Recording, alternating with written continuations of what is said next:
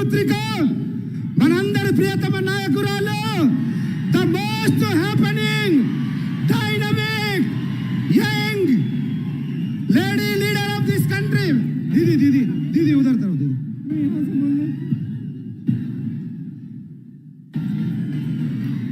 जय बोलो तेलंगाना कौन सीधा कोरता हूं जय बोलो तेलंगाना।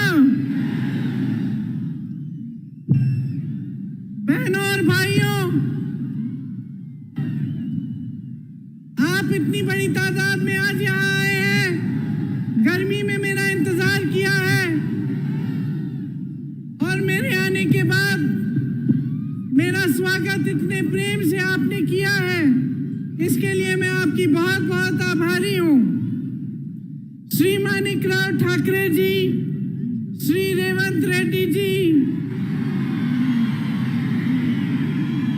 श्री भट्टी विक्रमार्का जी, श्री उत्तम रेड्डी जी, श्री जीवन रेड्डी जी, श्री जाना रेड्डी जी, श्री हनुमंतराव जी, श्री पोनल्ला लक्ष्मैया जी, मोहम्मद अजहरुद्दीन जी, श्री बलराम नायक जी, श्रीमती रेणुका चौधरी, श्री अली शब्बीर जी, सी तक्का जी,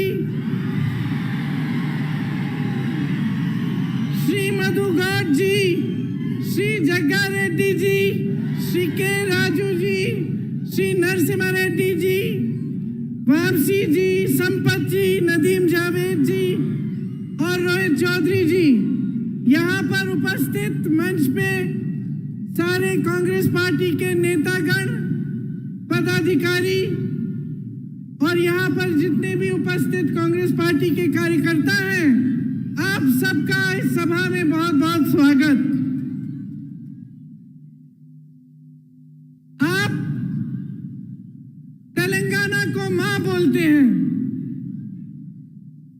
ये एक जमीन का टुकड़ा नहीं है आपके लिए, ना एक नक्शे पे बनाई हुई लकीर है। ये आपके लिए वो धरती है जिसे आप मां समान मानते हैं, जिसके लिए आपके दिल में वो श्रद्धा है, वो प्रेम है और वो निष्ठा है जो एक बेटे या एक बेटी की अपने मां के प्रति होती है। शायद आप हट जाए तो देख पाएंगे। इस धरती के लिए दिख रहे हैं,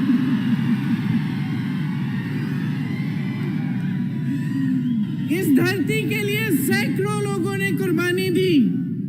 वीर श्रीकांताचार्य और सैकड़ों अमर वीरों ने तेलंगाना के लिए एक सपना देखा था और उस सपने के लिए उन्होंने अपना जीवन दिया। मित्रुलारा कोशिश करूंगी। तेलंगाना विद्यार्थी अमरवीरल्लू ए आकांक्षाल कोसम आत्म बलिदानल्लू చేసుకున్నారు। ठीक बोला? उनकी क्या इच्छा थी, उनकी क्या आशा थी? उनकी इच्छा थी, उनकी लड़ाई थी कि यहाँ के युवाओं के लिए रोजगार बने, कि आने वाली पीढ़ियों को अपना पूरा हक मिले, उनके साथ ज्यादती न हो। किसानों के लिए उन्होंने ये सपना देखा था कि उनको पानी मिले, फसलों का सही दाम मिले, कर्ज का बोझ न उठाना पड़े। अपनी बहनों के लिए ये सपना देखा था कि पूरी तरह से उन्हें भी अपना हक मिले और सारी सुविधाएं मिले। वारंगल, रेड्डी, नलगोंडा, करीमनगर, महबूबनगर जैसे शहर भी हैदराबाद की तरह विकसित हो, उनका नाम भी पूरी देश दुनिया में मशहूर हो। ये शहीद जिन्होंने तेलंगाना के लिए अपना जीवन दिया, ये चाहते थे कि बाबा साहेब अम्बेडकर महात्मा फूले जी, कोमरम भीम जी का जो सपना है वो साकार हो, सबको सामाजिक न्याय मिले, सबको समान हक मिले। पूरे तेलंगाना का यही नारा था, नीरू निधनु नियामकालु। पानी, फंड्स और रोजगार, यही आप सबका नारा था। इसके लिए सैकड़ों कुर्बानियां दी गई। किसान, युवा, महिलाएं, दलित, आदिवासी सब आंदोलन के नायक थे। यहाँ की बेटे, यहाँ की बेटियां इस आंदोलन के नायक थे।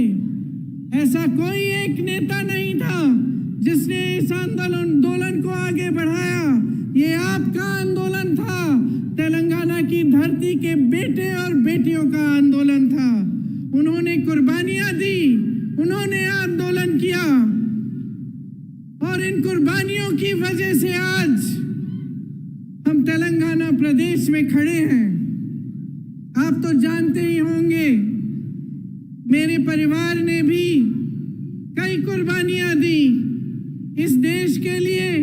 इंदिरा भी शहीद हुई।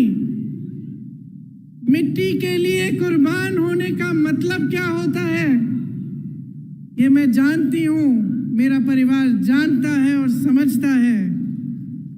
जब हम सब कहते हैं कि किसी शहीद की कुर्बानी व्यर्थ नहीं होनी चाहिए, तो इसका मतलब क्या होता है, मेरे परिवार के सदस्य जानते हैं।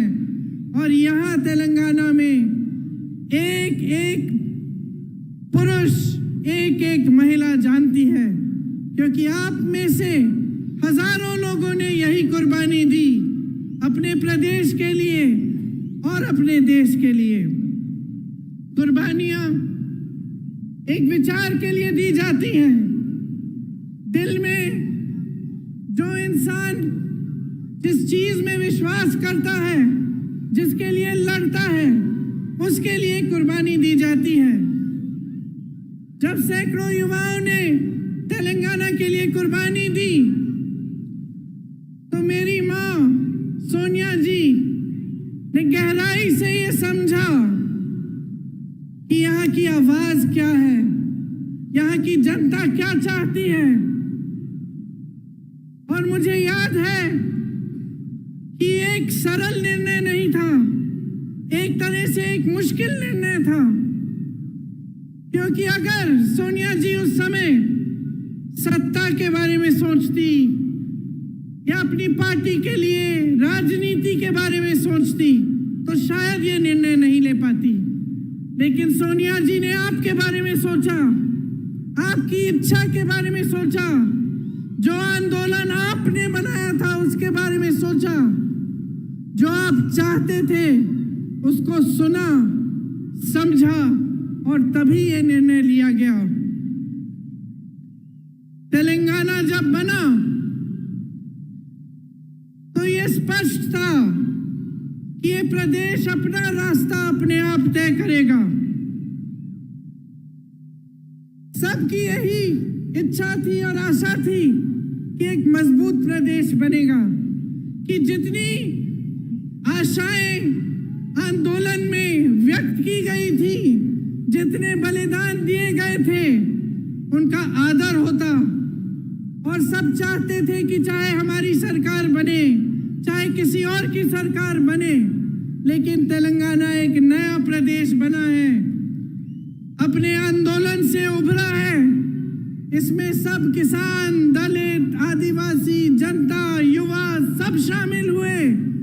तो हम सब चाहते थे कि कैसी भी सरकार आए, चाहे हमारी सरकार भी ना हो, लेकिन तेलंगाना के लिए कुछ अच्छा करके जाएगी और कुछ बनाएगी और आपको विकसित बनाने के लिए दिन रात काम करेगी।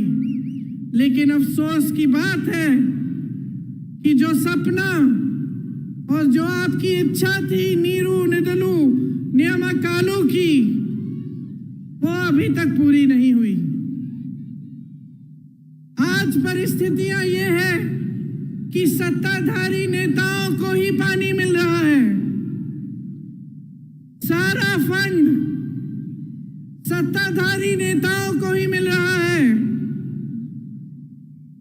और सारी जो नौकरियां हैं यहाँ के युवाओं को मिलने के बजाय उनके करीबियों और उनके दोस्तों को मिलती हैं। ये आपका सपना नहीं था। बीआरएस सरकार यहाँ एक शासन चला रही है जिसमें आपके सपने साकार नहीं हो पा रहे हैं। उनको शायद ये लगता है कि ये प्रदेश उनकी जागीर है और वे इसके नए जागीरदार हैं। लेकिन इसके लिए आप नहीं लड़े। इसके लिए आपके बहनों, आपकी भाइयों ने बलिदान नहीं दिया। इसके लिए आपका आंदोलन नहीं चला। आपका आंदोलन इसलिए चला कि आपको अपना पूरा हक मिले, कि जितने रोजगार बन रहे हैं वो यहाँ के युवाओं और युवतियों को मिले। और इसीलिए जब बीआरएस की सरकार ने कहा कि वो आपको कर्ज मुक्त करना चाहती है और ये वादा दिया, 2.5 लाख किसानों पर आज भी 1.5 लाख रुपए का कर्ज है। 2.5 लाख किसानों पर, एक किसान पर कर्ज है और आपको अभी तक कर्ज मुक्त नहीं किया है। अपना वादा पूरा नहीं किया। 8,000 किसानों ने 2014 से लेकर आज तक आत्महत्या कर डाली। रोजाना लगभग 3 किसान आत्महत्या करते हैं। केसीआर जी ने कहा था कि हर घर में एक नौकरी देंगे। मैं आप सबसे पूछना चाहती हूं, आपके घरों में नौकरी मिली कि नहीं? नहीं मिली। नहीं। यहाँ के हाल में यहाँ के 40 लाख युवा बेरोजगार हैं। 2018 में इन्होंने कहा था कि हर महीने 3,000 रुपए बेरोजगारी का भत्ता मिलेगा। आपको मिल रहा है ये भत्ता? अगर भत्ता देते तो एक युवा को आज 1.5 लाख से ज्यादा रुपए मिलते। क्या मिल रहे हैं आपको? क्या मिले आपको? 2 लाख नौकरियों के पद खाली पड़े हैं, सरकार में भरे नहीं गए हैं, आपको नहीं दिए गए। भर्तियों का खाल देखिए, टीपीएससी का पेपर लीक हो गया, कोई एक्शन लिया इन्होंने? किसी पे कार्रवाई हुई? जिन बच्चों ने मेहनत से पढ़ाई की थी, जिनके माता पिता ने अपनी मेहनत और ईमानदारी की कमाई से उनकी फीस दी थी ट्यूशन के लिए, उनकी कोई मदद, कोई सहायता हुई? तो पिछले 9 सालों में 12 स्टेट यूनिवर्सिटीज में एक भी भर्ती नहीं हुई है। सोचिए आप, उस्मानिया जैसी तमाम यूनिवर्सिटीज टीचर्स और फंड की कमी से जुड़ रही हैं। एक भी सरकारी यूनिवर्सिटी नहीं बनाई गई। प्राइवेट यूनिवर्सिटी जरूर बनाई है जिसमें आपको लूटा जाता है और फीस इतनी ज्यादा होती है कि आधी जनता तो उसको दे नहीं पाती। एससी, एसटी, ओबीसी, माइनॉरिटीज के लिए 15 लाख विद्यार्थियों के 4,000 करोड़ दबाकर बैठी है सरकार और कुछ नहीं किया है। भर्तियां नहीं हो रही हैं अध्यापकों की, कोई नौकरियां नहीं मिल रही हैं युवाओं की। तो ये परिस्थितियां हैं आज आपकी। आपको बहुत चीजें कही गई थी, बहुत वादे किए गए थे, लेकिन वो वादे पूरे नहीं किए। आप शायद जानते नहीं होंगे कि बच्चों के स्कूल भी कम हो गए हैं। कम बच्चे एनरोल हो रहे हैं पाठशालाओं में और शिक्षा का ही बजट कम कर दिया है। हाँ? आप सोचिए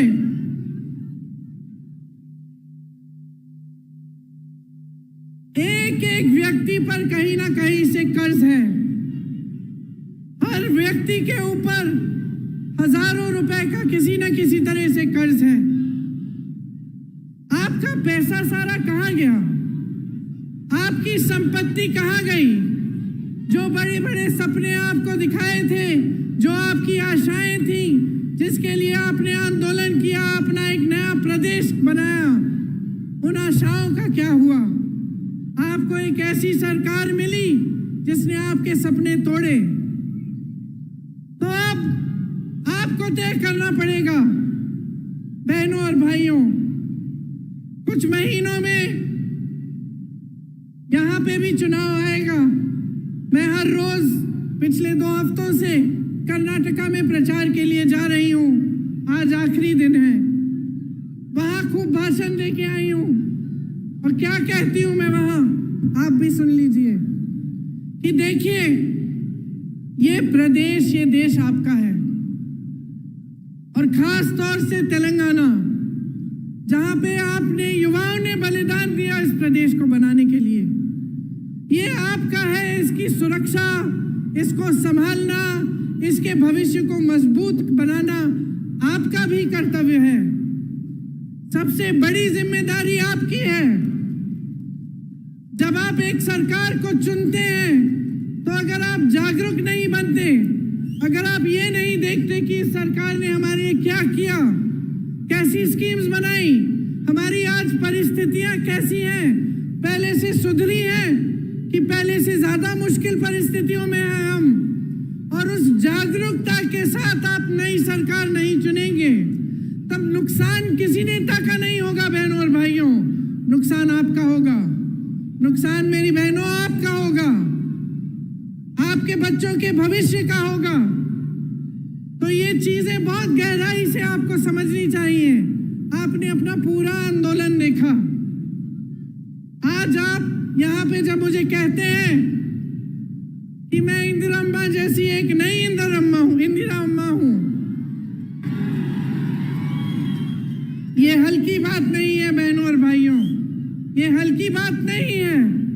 जब आप ऐसे कहते हैं तो मुझे अपनी जिम्मेदारी का एहसास होता है, क्योंकि आप उस महिला को याद कर रहे हैं जो 40 साल से पहले ही गुजर चुकी है, शहीद हो गई देश के लिए 1984 में। आज हम 2023 में हैं, लेकिन आप उनको श्रद्धा के साथ, श्रद्धा पूर्वक, प्रेम के साथ याद कर रहे हैं, और आप अभी भी आशा रख रहे हैं कि उनकी तरह कोई आपकी मदद करे, क्योंकि वो एक ईमानदार नेता थी, अपनी देश के लिए समर्पित थी और आपके भविष्य के लिए समर्पित थी।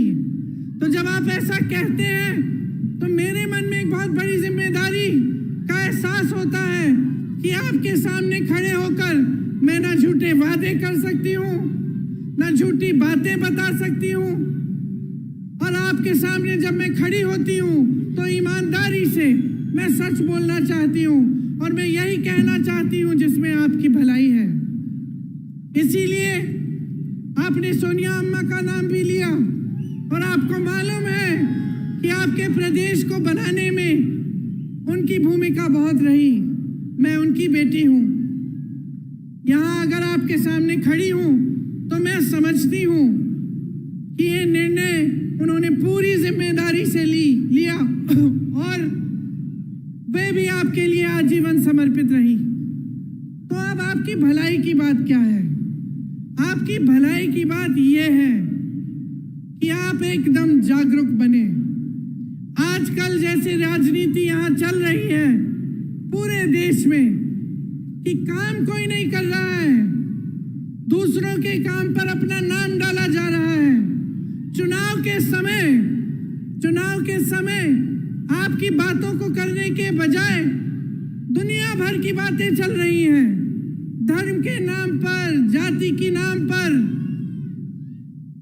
आपको गुमराह किया जाता है, आपके जज्बातों को उभारा जाता है ताकि आपका वोट मिल जाए, सत्ता मिल जाए, और उसके बाद कोई काम करने की जरूरत नहीं है, क्योंकि 5 साल बाद फिर से आपके जज्बातों पर वोट मांगेंगे, अपने काम पर वोट नहीं मांगेंगे, विकास पर वोट नहीं मांगेंगे। ये जो bye bye Modi, bye bye KCR आपने लिखा है,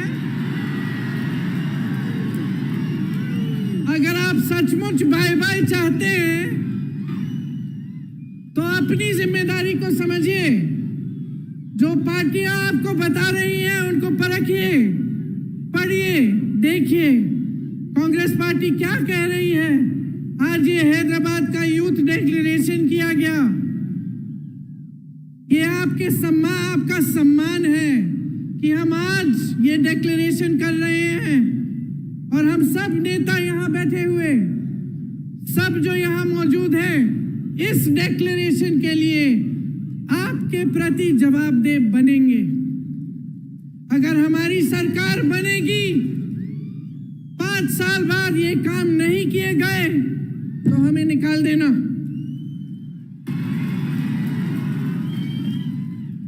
क्योंकि आज अगर हम सब ये इस मंच में बैठे हैं तो आपने बिठाया है, आपने बिठाया है, और इसका एहसास हम सबके दिलों में होना चाहिए।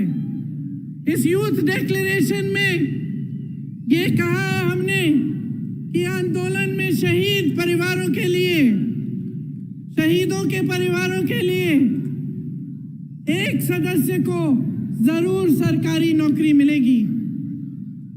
हम ये भी कह रहे हैं कि शहीदों के माता पिता या उनकी पत्नियां को 25,000 रुपए की मासिक पेंशन दी जाएगी। 2 लाख सरकारी पद जो आज खाली पड़े हैं, इनको 1 साल के अंदर अंदर हम भरना चाहते हैं और इसका पूरा प्रयास करेंगे। जो SC, ST, OBC का बैकलॉग है भर्तियों में, इसको हम पूरा करेंगे। भर्ती के लिए हर साल एक जॉब कैलेंडर बनाया जाएगा। इसमें आपको पता चलेगा कि भर्ती के इम्तिहान कब हैं और इनके रिजल्ट कब आएंगे, ताकि स्कैम्स और घोटाले कम हों। बेरोजगार युवाओं के लिए हर महीने 4,000 रुपए बेरोजगारी भत्ता हम कह रहे हैं देंगे। और ये उस तरह का भत्ता नहीं होगा जो आज तक आपने देखा नहीं है, जो केसीआर जी ने आपको वादा करके बताया था। हम ये निर्णय ले रहे हैं कि आपको मिलेगा, और ये हम पूरा प्रयास करेंगे कि जल्दी से जल्दी अगर सरकार बने तो ये काम शुरू होगा। प्रदेश के 7 जोन्स में एम्प्लॉयमेंट एक्सचेंज बनाना चाहते हैं हम, और हर जिले में, जैसे रेवंत जी ने भी आपको बताया, स्किल डेवलपमेंट सेंटर बनाया जाएगा। तेलंगाना में सरकारी सहायता पाने वाली प्राइवेट कंपनीज की भर्तियों में तेलंगाना के युवाओं को 75% आरक्षण मिलेगा। स्पेशल गल्फ सेल बनेगा, जिसमें जो गल्फ के देशों में रोजगार के रास्ते बनते हैं, उनकी सुविधा आपके लिए बनाई जाएगी। शिक्षा को बढ़ावा दिया जाएगा। इन्होंने शिक्षा की बजट कम की है। आप सोचिए कि किस तरह का भविष्य बनाना चाहते हैं आपके लिए, अगर स्कूल ही नहीं खुलवा रहे हैं, अगर शिक्षा की बजट कम हो रही है। SC, ST, OBC, माइनॉरिटीज और EWS के जरूरतमंद बच्चों के लिए फीस का रीइंबर्समेंट किया जाएगा। जो 4,000 करोड़ सरकार के ड्यूज हैं वो क्लियर किए जाएंगे। खम्मम, मेडक में नई इंटीग्रेटेड यूनिवर्सिटीज बनाई जाएंगी।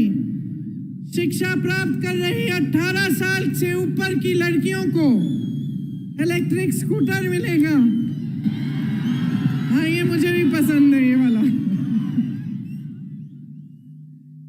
4 नई IIIT बनाना चाहते हैं हम। वर्ल्ड क्लास की स्पोर्ट्स यूनिवर्सिटी, ये सब काम हम करना चाहते हैं। और इसके अलावा बहुत सारी चीजें इस यूथ के जो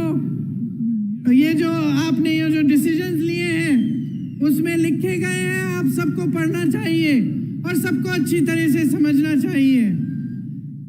तो अंत में मैं सिर्फ इतना कहना चाहती हूं कि अगर आज आपको अपने भविष्य को बचाना है, अपने प्रदेश को आगे बढ़ाना है, अपने देश को गलत तरह की राजनीति से बचाना है और एक ऐसी राजनीति स्थापित करनी है जिसके लिए जनता सर्वोपरि है, तो आपको जागरूक बनना एकदम सबसे ज्यादा महत्वपूर्ण चीज यही है। आपको जागरूक बनना पड़ेगा। मैं यही मांगने आई हूं आपसे, बार बार आपसे मिलती रहूंगी, बातें करती रहूंगी और मेरी इच्छा यही है कि जो सपने शहीदों ने, आपकी बहनों, आपके भाइयों ने आपके प्रदेश के लिए देखे, जिन सपनों को साकार के लिए करने के लिए सोनिया ने और कांग्रेस पार्टी ने ये निर्णय लिया था और जिस प्रदेश के लिए इंदिरा ने दिन रात काम किया था, वो एक विकसित मजबूत प्रदेश बने जो पूरी दुनिया में मशहूर रहे। यही मेरी इच्छा और आशा है। आप सबने बहुत बहुत ध्यान से मेरी बातों को सुना, इसके लिए मैं आपको बहुत धन्यवाद देती हूँ, बहुत धन्यवाद देती हूँ। एक बार मेरे साथ कहिए, जय हिंद, जय हिंद, जय हिंद। धन्यवाद। ఒక్క 2 నిమిషాలు వేచి ఉండవలసిందిగా కోరుతా ఉన్నాం.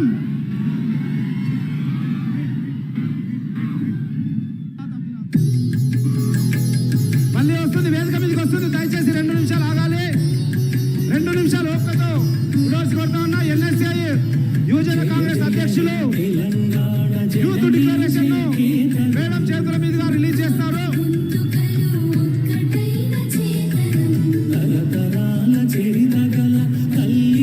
యూత్ కాంగ్రెస్ ఎన్ఐ చేతుల మీదుగా రిలీజ్ చేస్తారు. Madam is coming.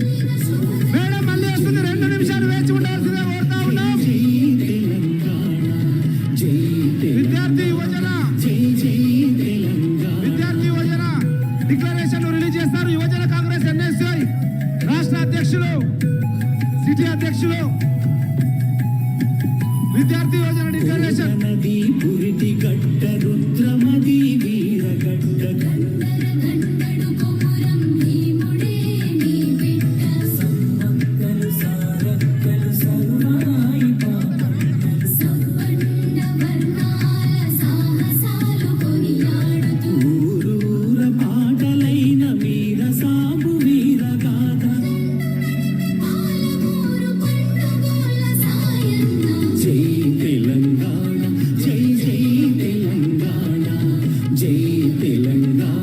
గట్టిగా 2 చప్పట్లు కొట్టి మేడంకు వీడుకో చెప్పండి. గట్టిగా